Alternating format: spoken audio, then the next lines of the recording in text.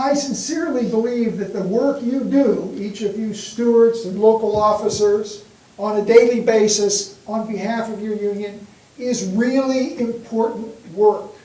There's not a lot of glamour to it. You get complaints all the time. The union officers want you to do things. The members want you to do things. It's a tough job if you're trying to do it well.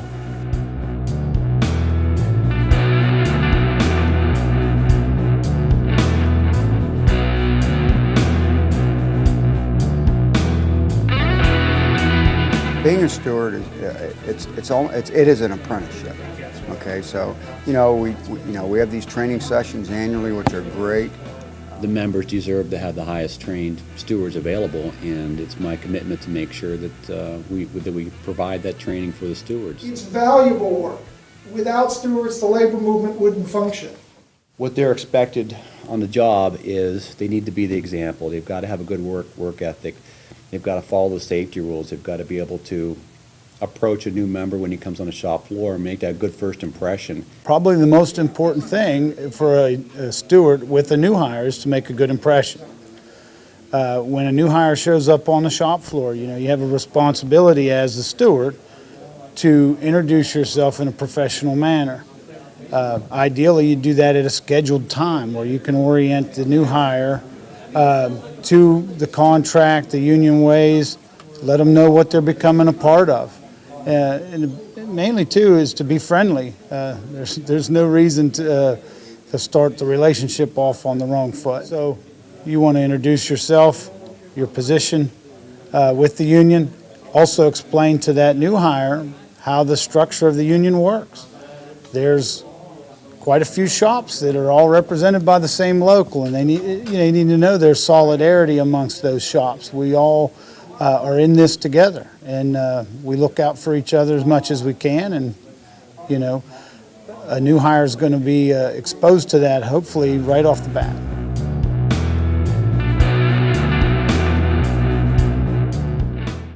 Well, a steward should go over a new hire kit. The new hire kit's going to include an application for membership. The Constitution of the IBEW and the bylaws of our local are included in there.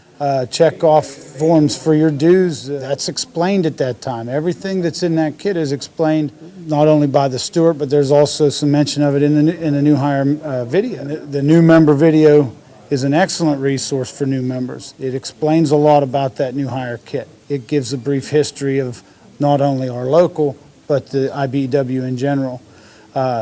It informs a new employee exactly what they're getting into. The steward is the example setter on the floor, in the field. Wherever your place of work is, the steward will lead by example, and he should.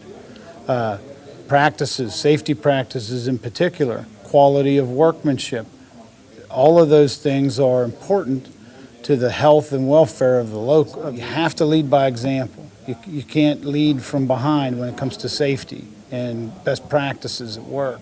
You don't want to be the guy that's around the corner stealing time while you're preaching at other guys not to be stealing time.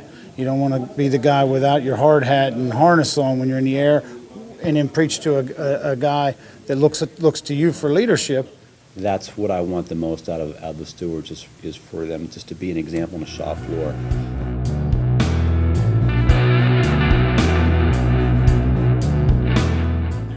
Important time constraints under the workers' comp law that you need to know about. Guys come to you and ask you questions. The key, you got to report an injury under Pennsylvania law within 120 days of the day you know or should know about the injury. I mean, it could be a repetitive stress type injury where you're using the same body part over and over again and wears the joint out, or you get carpal tunnel. 120 days runs for that type of injury on the day that you're diagnosed with the condition or the day that you reasonably should have known that you have that condition and it's related to your work. When you report the injury, you don't just say, I'm hurt. You have to say, I'm hurt and it's due to something at work. It doesn't have to be in writing. It can be verbal. I usually suggest that you don't write anything out. You suggest that you have a witness there when you report it.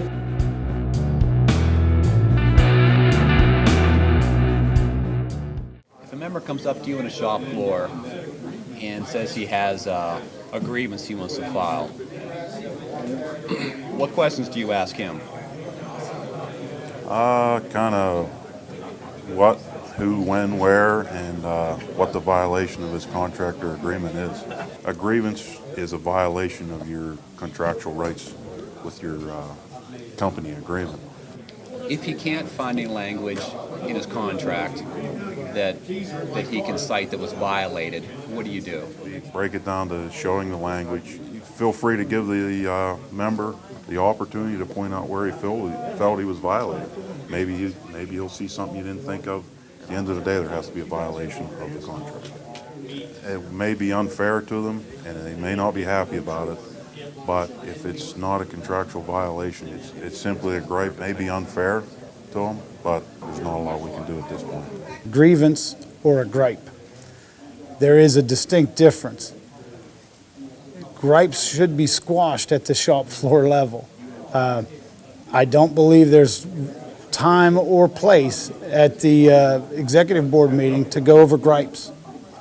Those should be settled amongst the workers and the steward if necessary at the shop floor level. A grievance is a violation of your contractual rights with your company agreement, whereas a charge is filed member versus member violation of the IBEW Constitution, not relevant to company. Grievances, on the other hand, that's what a steward deals with every time. And there's process involved for that, and we follow that process to the letter.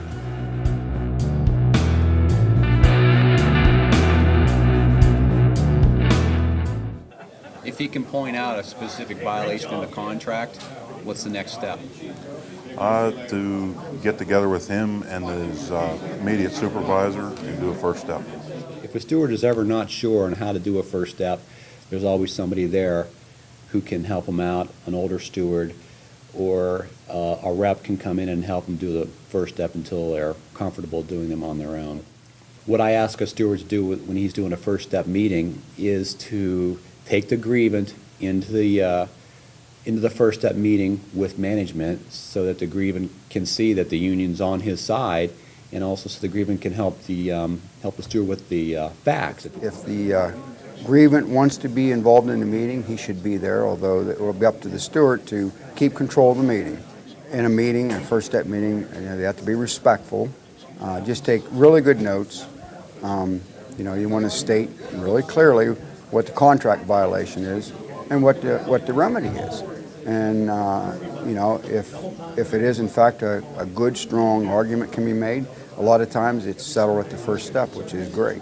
I would say we get them settled first step most of the time. Just, they are past practice of how things have been run. The steward, when he goes in and meets with the company and there's a clear contract violation, usually that's settled at the first step, and there's no need for the second step to occur.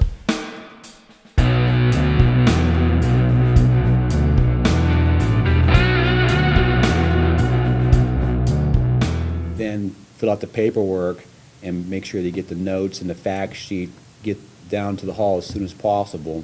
Anything that is involved with the grievance, especially notes, need to be sent to the hall. Everything he does in that meeting as far as taking notes, the fact sheet, those are all property of the local. So he never shares them with the company. The staff at the hall will forward any and all information they get, notes, the fact sheet, whatever sent by the steward to one of the reps, and it'll depend on where the grievance occurred, what company it occurred with that we represent, and we'll send it to the appropriate business rep, who will then fill out a form, which we then email back to the staff, and the staff at the hall will then, the word we use is process. They'll process the grievance, type it up into an official form, which is then sent back to the steward, which he gets the grievance to sign, he signs, and he gives it to the appropriate company person to set up the second step of the grievance process. And I know a lot of the responsibility that weighs on behalf of the steward, going to all the fact sheets, going to all the grievance meetings with myself, sending all the notes in. I know that's a pretty tiresome evolution, but nonetheless, it's resulted in a significant amount of money that's been returned to the membership in terms of, the excess of $4 million to the membership. A significant amount of that has been gained at the first and second step, and as a consequence, it saves us a lot of money on having to go out and have our lawyer look at it. And we like to have record of all grievances that were settled at the first step so that we can keep record as far as a history on certain issues and how they were resolved in the past. You want to keep the member up to date. When a member has a grievance, it's personal a lot of times, and to them that's, that should take precedent over other matters. But, if you keep them informed, keep them up to date, they're usually pretty understanding, and you have to keep telling them that it's a slow process, it takes time. Sometimes the wheels of justice turn slowly, but hopefully in the end we come out on top. If the grievance is not settled at the second step, all right, our executive board also acts as a grievance committee, and that grievance answer will be presented to the executive board. If it's a refusal, then it's up to the executive board acting in a grievance committee to vote on whether or not it should go to the third step. All right. If it's a partial settlement that the grievant is happy with, they can vote on accepting the company's answer. If a grievance is not settled at the third step, the next step is arbitration. Once a grievance gets to the arbitration level, then we'll get our legal counsel to give us a hand with the arbitration process. And we believe we have the best labor attorneys available. What's a Weingarten interview? It's usually what they call an investigatory interview, right? So your guy's on the ropes, the company's trying to reel them in and get the hook, in the fish and have them say dumb stuff in the interview. You're there. Yeah, you take notes. What if your guy is saying real stupid stuff? What do? We're there representing this guy. And if he's not you can see the handwriting on the wall, you take a caucus, or you just say this meeting's over. A bit of advice to keep members more active. Get involved outside of the work environment. If all you know of the guy standing next to you is the work you do at work, it's a lot different than if you're part of the team, you're part of a family. Shops in our local that have social events, we make it a family affair. We do summer picnics, ball games, runs, the 5Ks, stuff like that. All of that is not only fun and a good time for members to get involved with, but it builds a relationship outside of that workplace where we become a family. And a lot of these shops in our local are very, very tight because of that. When you're a tight-knit group, you stick together more, you collectively bargain for better, and it all ties together. The resource that unions have are its members. Unions are people coming together collectively, and all those people's collective efforts give you power. It gives you power in bargaining, in handling grievances, in politics, in lobbying. That's your ammo. The ammo of a union is member participation. Absent a union and a union contract, workers are presumed to be at-will employees, meaning that their employer sets all the terms and conditions of their employment unilaterally. Unions have no power other than the power of people uniting together and working on behalf of one another. Among the group of workers you represent, you are the union. So whether you like it or not, whether you think of yourself as a leader, you are a leader. Can't say it often enough.